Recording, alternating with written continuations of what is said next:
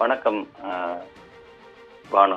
அதாவது பார்த்தீங்கன்னா, விக்கிரவாண்டி இடைத்தேர்தலில் காலையில் 7 மணிக்கு வாக்குப்பதிவு தொடங்கி மாலை 6 மணிக்கு வாக்குப்பதிவு நிறைவு பெற்றது.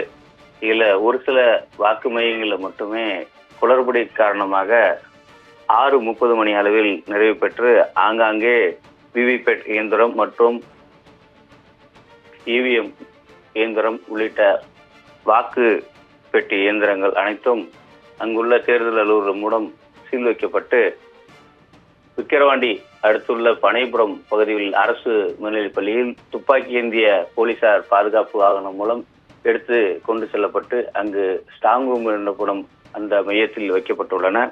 தற்பொழுது வரை பார்த்தீங்கன்னா விக்கிரவாண்டியில பொறுத்த வரைக்கும் வாக்காளர் ஆண் வாக்காளர் 11,6,962 வாக்காளர்களும் பெண் வாக்காளர்கள் 12,040 பெண் வாக்காளரும் மூன்றாம் பாலியத்தினர் பார்த்தீங்கன்னா 29 என மொத்த வாக்காளர்கள் 2,37,031 வாக்குகள் இருந்த நிலையில தற்பொழுது பார்த்தீங்கன்னா இறுதிக்கட்ட 6 மணி நிலவரப்படி 82.48% வாக்குப்பதிவாகியுள்ளது.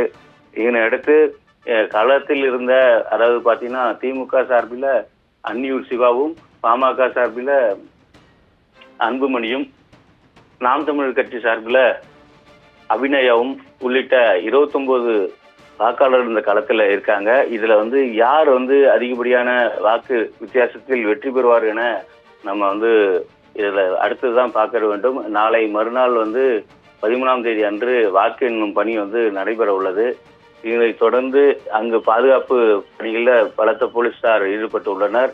தற்பொழுது 82.48% வாக்குப்பதிவு விக்கிரவாண்டி இடைத்தேர்தலில் முதல் முறையாக அதிக அளவு பதிந்துள்ளதாக தற்பொழுது நமக்கு தெரிய வருகிறது. பானு.